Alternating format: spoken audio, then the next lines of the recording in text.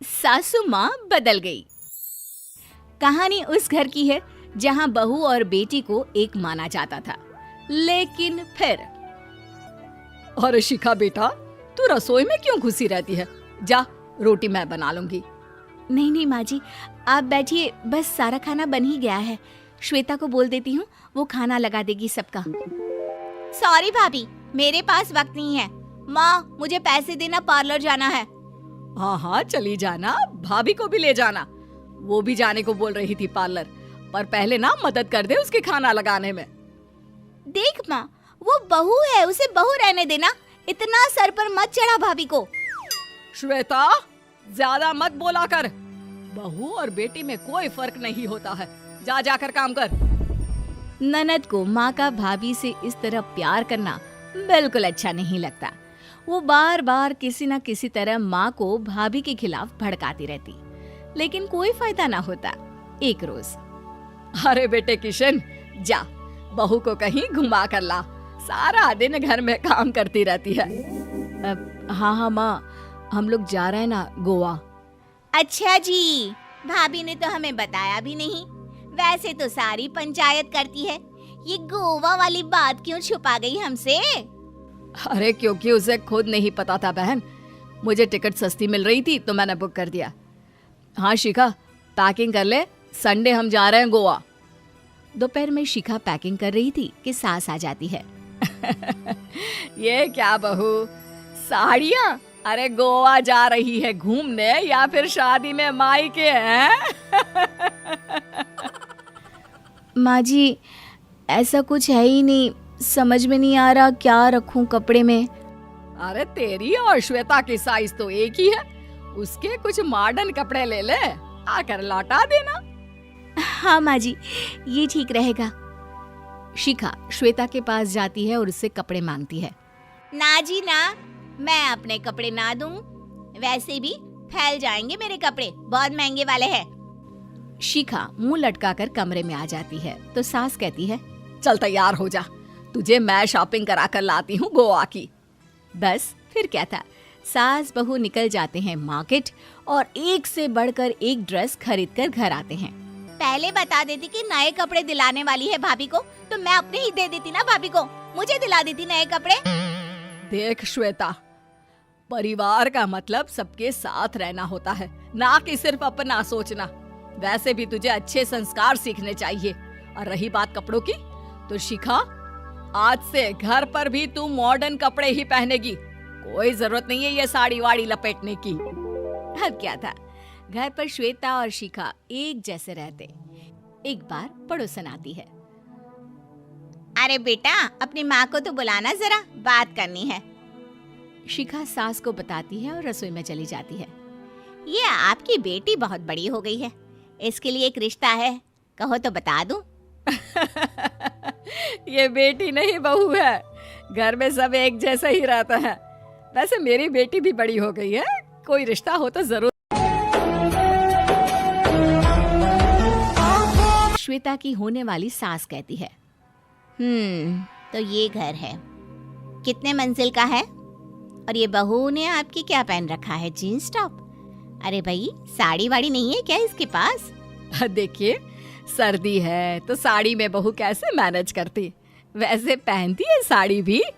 देखिए, हम लोग ठहरे पैसे वाले लोग, कोई कमी नहीं है हम लोगों के पास पैसों की, बहुत पैसे हैं, जमीन, नौकर चाकर, कार, सब कुछ है, लेकिन घर में संस्कारी बहू चाहिए। समझ रही हैं ना आप? सास कुछ कहती कि श्वेता बोल पड़ती है, हाय रे, नौकर चाकर से लेकर जमीन, कार, पैसा, हाँ हाँ, मुझे रिश्ता मंजूर है, मंजूर है मुझे। अरे रुक जा श्वेता, मैं बात कर रही हूँ ना। देखिए, हम लोगों के घर इतनी आजादी नहीं मिलेगी। अरे हाँ कर देना माँ, हाँ कर दे जल्दी से। सास क्या करती, बेटी की शादी ऐसे घर में कर देती है जहाँ ना उनके विचार मिलते हैं और ना ही आचार। शादी के बाद एक रोज फोन पर, श्वेता बेटा, एक बार घर आ जा, बहुत दिल करता है तुझे देखने का। माँ, वो घर पर बहुत काम होता है, कैसे आऊँ? बड़ा घर है, लेकिन आने जाने वालों की लाइन ही लगी रहती है। बेटा मैं तो जानती थी उस घर का हाल, लेकिन तू ही नहीं मान रही थी।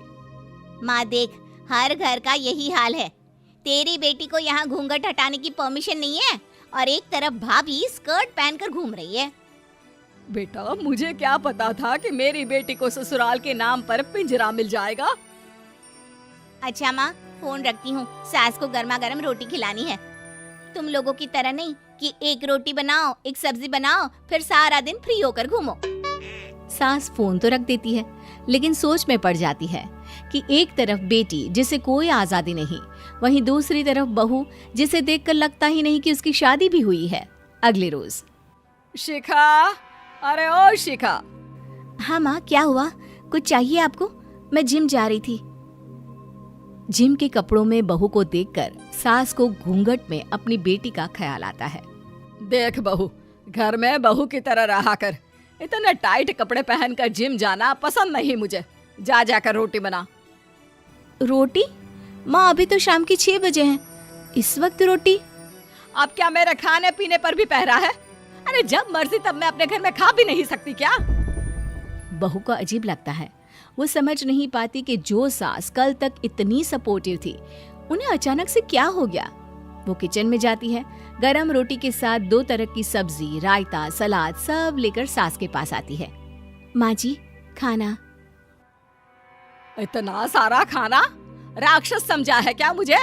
रोटी मांगी थी मैंने गर्मा गर्म बस। पर माँ जी, रोटी खाती किससे आप? सब्जी तो बनानी थी ना। अरे भूख मर गई मेरी तेरी बहस से। जा जाकर काम कर, अंदर पूरी रसोई साफ कर।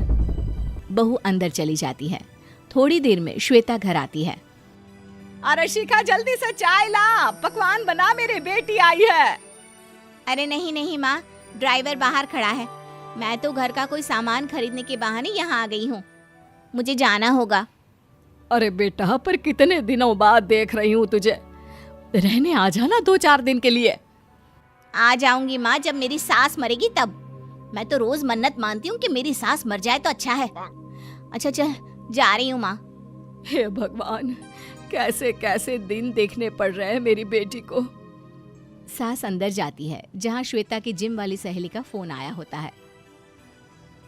क्या बात है, आज जिम नहीं आई? अरे पता नहीं यार, आज माँ को क्या हो गया अचानक। पर खैर कोई नहीं, लगता नहीं कि मैं अब जिम आ पाऊंगी। शिखा स्पीकर पर बात कर रही थी, जिसे सास सुन रही थी। यार ये सास ना होती ही ऐसी है। मैं तो कहती हूँ बुढ़िया जल्दी मरे और तू आराम से जिए। शिखा को सहेली की बात पर गुस्सा आ जाता है। माँ के मरने की कौन सा बच्चा दुआ मांगता है मोहिनी? आगे से ऐसी बात मेरे सामने मत करना। हमारे घर की शोभा ही माँ है। क्या हुआ जो थोड़ी सख्ती दिखा रही है? उसमें भी कोई ना कोई उनकी भलाई ही होगी।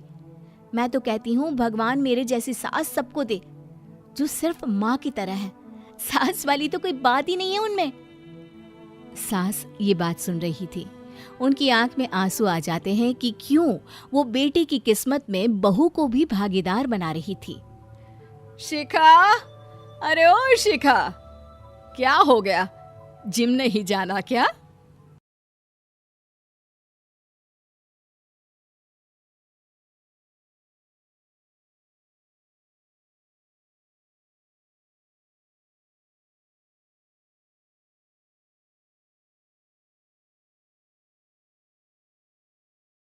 Celebrity of India today. Okay, I'm exaggerating. I don't have friends. Presenting to you